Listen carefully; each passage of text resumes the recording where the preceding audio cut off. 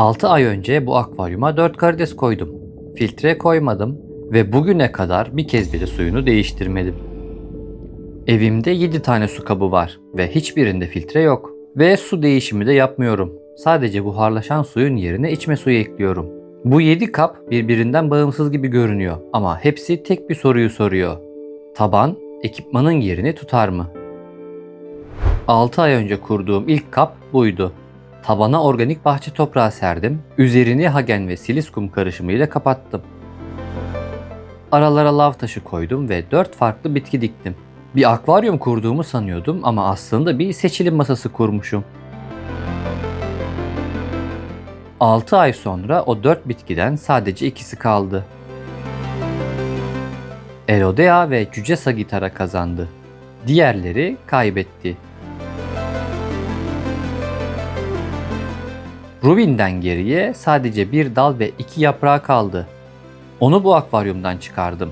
Çünkü hikayesi burada bitmiyor. Onun sırası gelecek. 30 günün sonunda su oturduktan sonra buraya 4 karides koydum.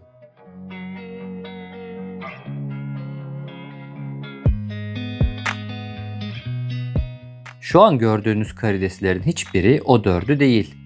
Bunlar onların çocukları ve belki torunları. Kaç tane olduklarını bilmiyorum.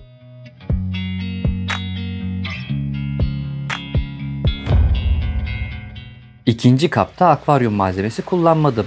Yağmurlu bir günde ormana gittim ve oradan çamurlu yağmur suyu aldım. Ve bir kepçe de ormanın tabanından aldım.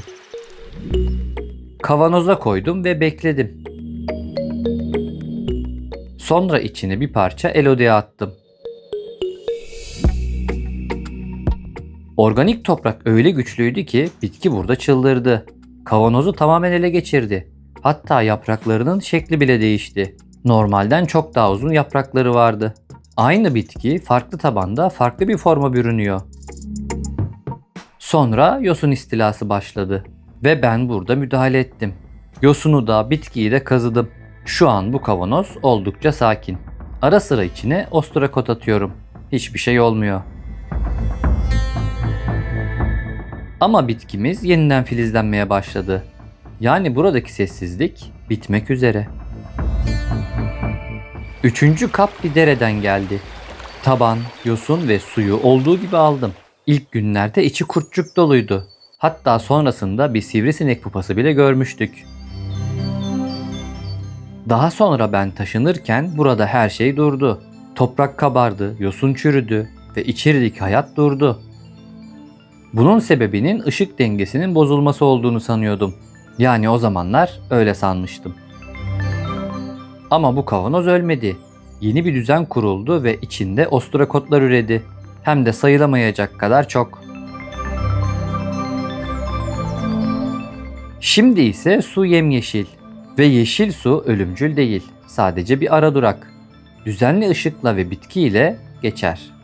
Ben şimdilik bekliyorum. Dördüncü kap bir akvaryum. Tabanına dereden topladığım çakılları serdim. İçine bahçeden aldığım kuru bir asma dalı koydum. Birkaç elodea parçası, biraz su mercimeği, birkaç da çınar yaprağı. Kurulumun tamamı buydu. Ama asma dalı burada suyu bozdu. Onu çıkardım, kaynattım. Dengenin oturması bu kapta en zorlu olanıydı.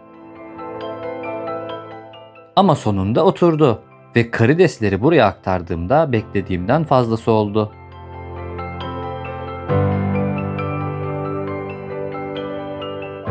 Şu an burada bir nüfus patlaması var. Karidesler ve salyangozlar. Diğer akvaryumdan bile kalabalık. Çınar yapraklarına bakın. Bir tanesinden geriye sadece kılçıkları kaldı. Dokusunu tamamen yediler. Şimdi diğerleri de parçalanmaya başladı. Bu yaprakları onlar temizliyor.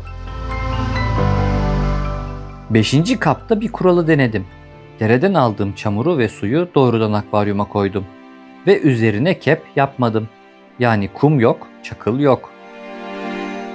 Genel kanı kep olmadan suyun bulanacağı yönünde. Bakın, su oldukça berrak. Çamurun üstünde yastık gibi bir tabaka var. Biyofilm ya da yosun emin değilim ama çamur suya karışmıyor. Sistem kendi kepini kendi yaptı. Arkada elodyalar dikili. Bir tane de cüce sagitara var. Onu ilk yaptığım akvaryumdan kesmiştim. Yani birinci kabın kazananlarını buraya getirdim. Bakalım organik toprak yerine dere çamurunda nasıl tepki verecekler. Bir de burada Anubis var. Yavru bir lepistes. Bana geldiğinde hastaydı. Şimdi ise oldukça sağlıklı. Bu kabın karideslerden farkı da bu. Burada bir omurgalı yaşıyor. Filtresiz kurulumlarda asıl soru hep şu oluyor. Karides tamam da balık yaşar mı? Anubis 30 günü geçti. Burada başlangıçta gammaruslar da vardı. Şimdi arka taraftaki elodyalar arasında bazen birini görüyorum. Ya çok azaldılar ya da tamamen yok oldular. Her canlı her sisteme ayak uyduramıyor. 6. kap 10 gün önce kuruldu. Ve bu kabın da bir amacı var. Hatırlıyor musunuz? 1. akvaryumda savaşı kaybeden Rubin. Bir dal ve 2 yaprağı kalmıştı. Onu buraya diktim. Dere tabanına. Soru ise şu. Bir akvaryumda ölmekte olan bitki doğal toprakta kendine gelebilir mi? Cevabı biliyorum ama burada vermeyeceğim. Onun kendi bir hikayesi var ve sırası gelecek. Ama bu fanus bana beklemediğim şeyler de öğretti. İçine koyduğum akarsu yosunları burada da çürüdü. Tıpkı akarsu kavanozunda olduğu gibi. O zaman sebebin ışık olduğunu sanmıştım. 2 kap, aynı sonuç, farklı ışık. Yani sorun ışık değilmiş. Sorun akıntı. Yosunlar akarsuda yaşıyor. Durgun suya koyduğumda ne kadar ışık verirsem vereyim çürüyorlar. Tabanın ekipmanın yerini tutup tutmayacağını soruyorum. Meğer bazı canlılar için ekipmanın yerini hiçbir şey tutmuyor. Onların ihtiyacı olan şey besin değil, hareket. Fanusta şimdi ostrakotlar çoğalıyor. Kurtçukları Anubis'e yedirdim. Çünkü onlar sivrisinek oluyor ve sonra beni sokuyor. Su biraz puslu gibi. Bu kabın hikayesi daha yeni başlıyor. 7. kap hepsinin artığından yapıldı. Diğer kurulumlardan kalan taban çamuru ve bekletilmiş su. Kötü kokan, kimsenin kullanmak istemeyeceği bir su bu. İçine de minik bir elodya parçası attım ve ağzını kapattım. Şu an içerideki su berrak. Kimse yem vermiyor, kimse hava vermiyor, kimse suyu değiştirmiyor. 7 kap, 6 ay, 0 filtre, 0 su değişimi. Bunlar benim koleksiyonum değil. Aynı sorunun 7 farklı denemesi ve her biri farklı bir cevap veriyor. Bir tanesi bana bitkilerin savaştığını öğretti. Diğeri çöktükten sonra dirildi. Bir tanesi kuralın yanlış olabileceğini gösterdi. Ve bir tanesi de sorunun hiç düşünmediğim bir yerde olduğunu. Bu kaplara aylardır neredeyse hiç dokunmadım. En zor öğrendiğim şey de bu oldu. Bazen bir sisteme yapabileceğimiz en iyi şey onu rahat bırakmak. Önümüzdeki haftalarda bu kapların hikayesi devam edecek. Akarsu kavanozundaki yeşil suyu kaybedip kaybetmeyeceğimizi ve Rubin'e ne olduğunu göreceğiz.